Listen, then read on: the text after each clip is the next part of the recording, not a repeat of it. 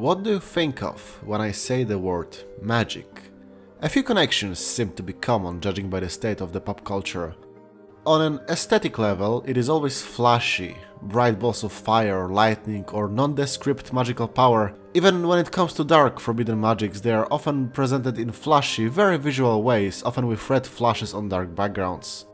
On a writing level, it almost always seems to be an art, a technique either learned or inherited. To use D&D classes as baseline, you've got your wizards and alchemists that learn the intricacies of how the world works and can utilize it on the fly, making DIY nukes, meaning their flavor of magic is pretty much just extremely elitist science, basically the equivalent of only letting physicists use computers in real life.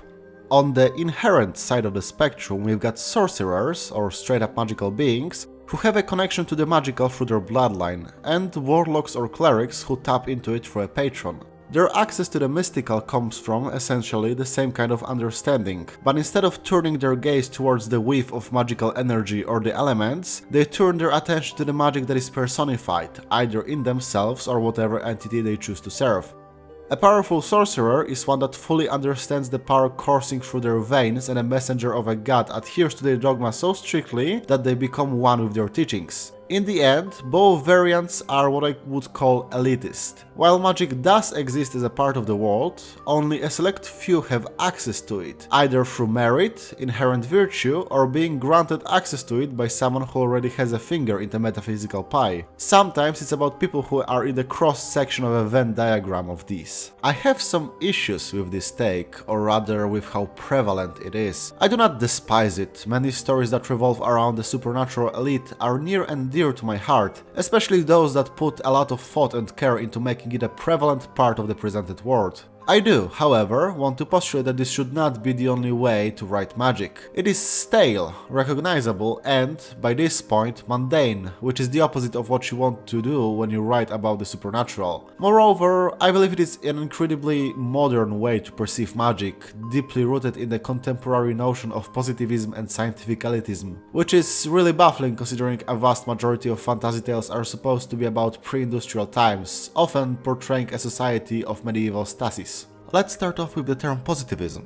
I dropped it in my previous video, so this is only fair. Contrary to what I thought when I was 16, this is not a word that describes a creepy, happy-go-lucky regime that gulags anyone who doesn't smile. Instead, it's a philosophical theory from a school of empiricism that basically goes, hey, all worthwhile knowledge is based on physical phenomena and relations between them, so why not just narrow science down to that? Reject intuition, reject introspection, along with metaphysics and theology, embrace the scientific method and empirical evidence only.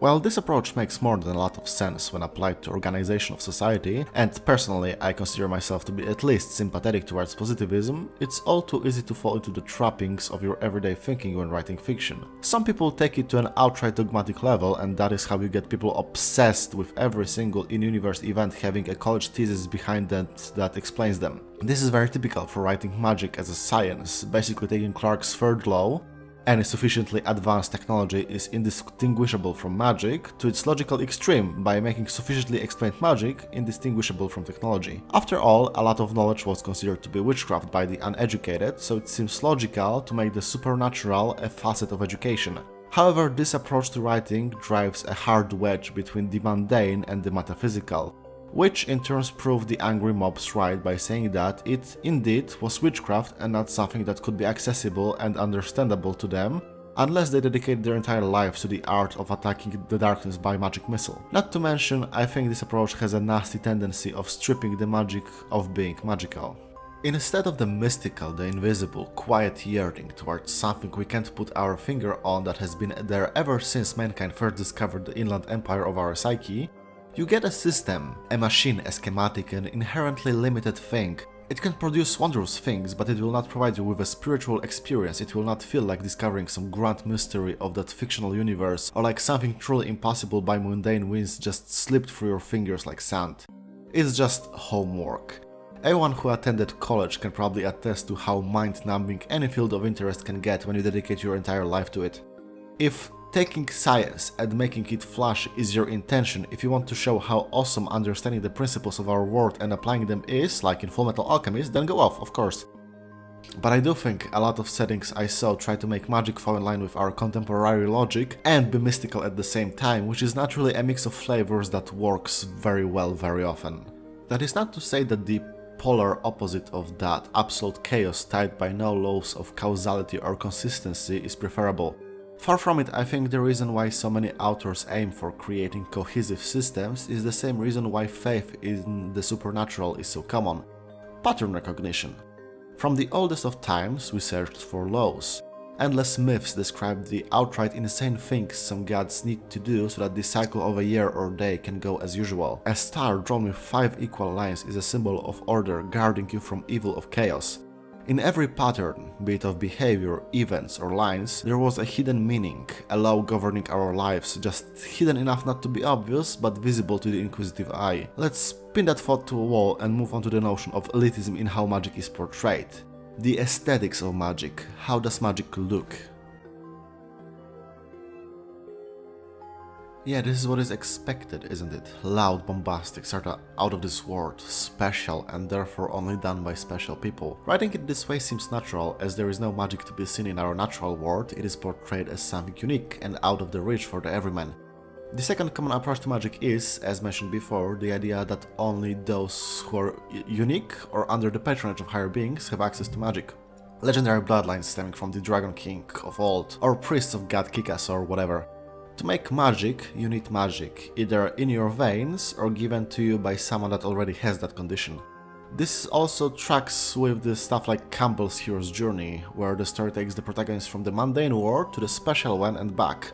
Or with the Greek myths, where all things magical were either the gods or their offspring, especially of Zeus, known to contemporary scholars as Thundercock. However, all of these assume that there is a clear divide between the realm of man and the domain of gods or some other supernatural hidden side of this world, which makes sense if the story you write is supposed to be part of the world surrounding you. Telling a farmer that he can divert the course of a river by grabbing onto it is a scam.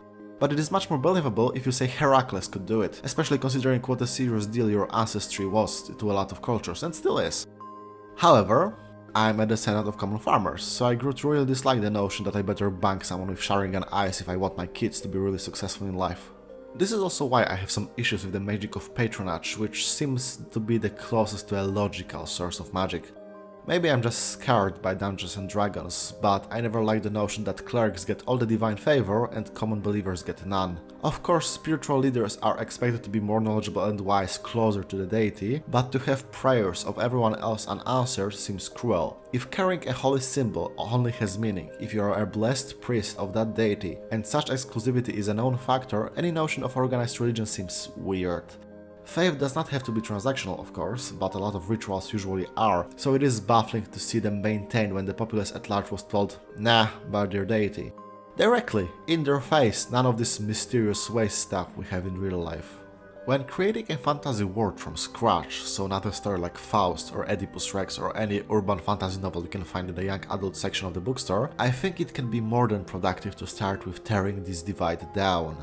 If magic is supposed to be a part of the world you're creating, then make it truly integral, damn it! Why? Because magical thinking is ubiquitous among humans. Nowadays it's mostly used as a derogatory term because, yeah, our world is not magical and your 7th scratch ticket is not going to be the lucky one, it's going to be the 7th time you wasted your money on a predatory business practice. But lucky amulets and routines are commonplace. You can still come across protective markings etched into houses. Same with superstitions. Step on a crack, break your mother's back, wear blue on weddings, make a cross sign when passing next to church. You might personally consider them silly, but the notion of gestures, symbols and events having a supernatural meaning is very common. This again has to do with the human predisposition towards pattern recognition, be it in numbers, faces, lines or occurrences. It led to a ton of discoveries and a rather good understanding of what to do and what to avoid on an instinctual level. It also brought us a lot of misconceptions, stereotypes and prejudice, but it is an inseparable part of the human experience. I want you to commit a little thought experiment with me. Take all your education, the 12 or more years of institutionalized knowledge that you received in your life. Grab it with both of your hands, look upon it and all it taught you about the world we live in and all its intersecting elements, systems and relationships, the wheels within wheels within wheels that make up reality as we understand it. Now throw it all into garbage, close the lid. What remains? Look upon the night sky at the light of stars and their movement, always in relation with each other and maintaining consistent shapes. Visit a blacksmith's workshop and see him working in the dark. Watch him strike the metal time after time as sparks fly, illuminating the room in short bursts as the craftsman stares at the color of the metal. Take a weirdly shaped stone from distant lands that you purchased from him and rub 2 of your rings against it, and watch as the brightness of the drawn lines show you the purity of silver in each. Go back to your home, recite a prayer before your meal and eat it, appreciating the long period of safety that allowed you to grow your crops and put them on your table. Listen to your child telling you about a perfectly round stone they found when playing at the river. Gaze at the sword on your wall, said to be imbued with the spirit of a wolf by your great-grandfather, and think about how you know for a fact it's more durable than any other iron you've seen in your life. Now get up and go visit your neighbor to try and make peace with him. He wished your family ruin, and you would rather have him take these curses back before they have a chance to come true. As the 2 of you drink in celebration of a newfound agreement, feel the liquid turn into fire in your throat and warm you up from the inside, bringing you comfort. Is all of that just feelings we attribute to common events in our life? I mean, yeah, of course it is. That's what magical thinking is all about. But I also think this is why tales of the supernatural are so attractive all across the world. They take our emotions and grant them meaning, substance, a genuine connection to the material that anchors them in the world we see around us. Be it fear of the dark, anger at injustice, guilt for past deeds, joy at an unexpected stroke of luck, awe upon witnessing beauty, the sense of belonging to a place, the torment of loss, or the exhilaration felt when you do something cool. Some of it can be flashy, bombastic and groundbreaking. Some of it can be subtle, barely noticeable, an undercurrent of your perception. But it is not exclusive to anyone, even if they have a better understanding of it than you or act with a sense of given purpose that you may lack. Nor is it something we can feel in our life at only specific moments. It's a daily occurrence, even if we can't always put a finger on what exactly we feel at any moment and why. Of course, specialists in such a world can exist. Not every belief has to be true and instantly work, and a hermit that spent his entire life in a forest will be more knowledgeable about the healing or harmful properties of using plants in rituals than a merchant. And someone who dedicated their entire life to a specialized study of how the world works will have a much more detailed, complete picture of how magic weaves in and out of what they consider to be mundane reality. But by no means should this be an elite group, a society with exclusive rights to that part of the world. The fact that I don't know how heat chemically transforms a slab of raw meat into delicious steak doesn't change the fact that I can still cook pretty well. And if magic truly is everywhere in the world you created, everyone should understand it on some level. Meteorology is a rather modern science, but farmers of yore could still tell when it's gonna rain pretty well. To not have some level of understanding on weather when it can make or break your entire life is an insane notion, and is the same with magic. So, cast aside the idea that all has to work like an exercise in a textbook as something that has right and wrong answers, even if for a short while. Look upon the world with no understanding of it. Reject the empirical notion of scientific approach and let your instincts alone guide you in the learning about what you see. And in this, you will find what you understand by the word magic. And in next video, I will talk about games that really changed my mind about this topic and made this video possible.